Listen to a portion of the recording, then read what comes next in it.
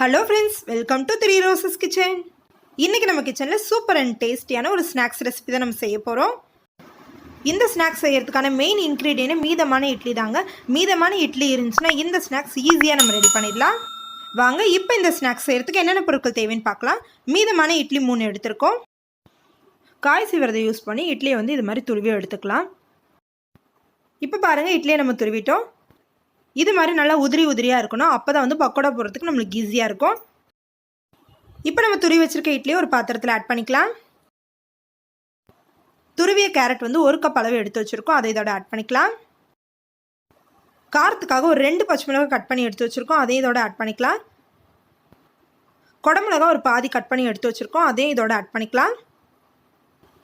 ஒரு வெங்காயம் எடுத்துருக்கோம், அதை நல்லா இது மாதிரி நீட்டாக கட் பண்ணிக்கோங்க. இப்போ நம்ம இதோட ஆட் பண்ணிக்கலாம். கட் பண்ணி வச்சுருக்க கருவேப்பிலை ஆட் பண்ணிக்கலாம். இப்போ இதை நல்லா மிக்ஸ் பண்ணிக்கோங்க. கை யூஸ் பண்ணாமல் ஸ்பூன் யூஸ் பண்ணியே இதை நல்லா மிக்ஸ் பண்ணுங்கள். இப்போ இதை நல்லா மிக்ஸ் பண்ணியாச்சு. இதோட ஒரு 1/2 ஸ்பூன் அளவுக்கு சோம்பு ஆட் பண்ணலாம்.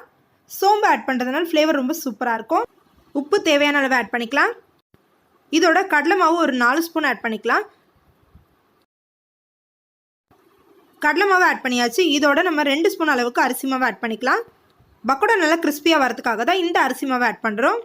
2:1 ரேஷியோவில் நீங்கள் மாவு ஆட் பண்ணிக்கோங்க. 1 ஸ்பூன் அளவுக்கு இஞ்சி பூண்டு விழுது ஆட் பண்ணிக்கலாம். இதோட 1 ஸ்பூன் அளவுக்கு காஷ்மீரி சில்லி பவுடர் ஆட் பண்ணிக்கலாம். காஷ்மீரி சில்லி பவுடர் கலருக்காக ஆட் பண்ணுறோம். உங்ககிட்ட இந்த சில்லி பவுடர் இல்லைன்னா நீங்கள் சாதா சில்லி பவுடர் ஆட் பண்ணிக்கலாம். இதில் நீங்கள் தண்ணி சேர்க்காமல் நல்லா இதை ஒரு முறை கலந்துக்கோங்க. தண்ணி சேர்க்கணுன்னு அவசியம் கிடையாது. ஒரு முறை இதை மிக்ஸ் பண்ணி விட்டு நல்லா கை போட்டு இதை நல்லா இது மாதிரி பிசைஞ்சுக்கோங்க. இப்போ பாருங்கள், இதை நம்ம பிசைஞ்சிட்டோம். மாவு பிசையும் போது நல்லா அழுத்தம் கொடுத்து ஒன்று சேர்க்குற மாதிரி பிசைங்க. இப்போ பாருங்கள், இது மாதிரி தான் பிசையணும். இட்லிலையும் நல்லா ஈரப்பதமாக இருக்கும். அது மாதிரி காயெல்லாம் ஆட் பண்ணியிருக்கனால தண்ணி ஆட் பண்ணணும்னு அவசியம் கிடையாது. உங்களுக்கு தேவைப்பட்டுச்சுன்னா ஒரு 2 ஸ்பூன் அளவுக்கு தண்ணி ஆட் பண்ணிக்கோங்க. இதோட ஒரு 1/2 ஸ்பூன் அளவுக்கு பெருங்காயத்தூள் ஆட் பண்ணிக்கலாம். இப்போ இதை நல்லா மிக்ஸ் பண்ணிடுங்க. இப்போ நம்ம இதை நல்லா பிசைஞ்சாச்சு. இப்போ நம்ம பக்கோடா செய்யலாம் வாங்க. எண்ணெய் நல்லா காஞ்சிருக்கு. இதில் நம்ம பக்கோடா பொரிச்சு எடுத்துக்கலாம். பக்கோடா போடும் போது இது மாதிரி நல்லா உதிரி உதிரியாக போடுங்க. அப்போ தான் வந்து பக்கோடா நல்லா கிறிஸ்பியாக இருக்கும். இது மாதிரி தூவி விட்ட மாதிரி போடணும். பாருங்கள், பக்கோடா நல்லா வெந்துட்டுருக்கு. இப்போ பாருங்கள், பக்கோடா நல்லா வெந்துருச்சு. நல்லா கோல்டன் கலரில் வந்துருச்சு. இப்போ நம்ம இதை எடுத்து வச்சிடலாம். உங்களுக்கு பக்கோடா போட வரலன்னா இது மாதிரி உருண்டையாக உருட்டி போடுங்க. இப்போ நல்லா வெந்துருச்சு. இதை இன்னொரு சைடு திருப்பி போட்டுக்கலாம். 2 சைடும் நல்லா கோல்டன் கலரில் வந்துருச்சு. இப்போ நம்ம இதை பிளேட்டுக்கு ட்ரான்ஸ்ஃபர் பண்ணிடலாம். அவ்வளோதான், சூப்பரான இட்லி பக்கோடா நம்மளுக்கு ஈஸியாக ரெடி ஆயிடுச்சு. பக்கோடா எவ்வளோ கிறிஸ்பியாக இருக்குன்னு பாருங்கள்.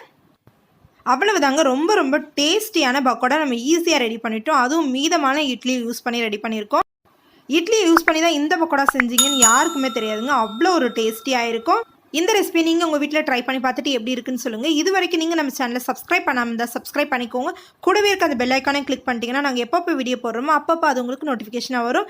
பாய் ஃப்ரெண்ட்ஸ், தேங்க்யூ ஃபார் வாட்சிங்.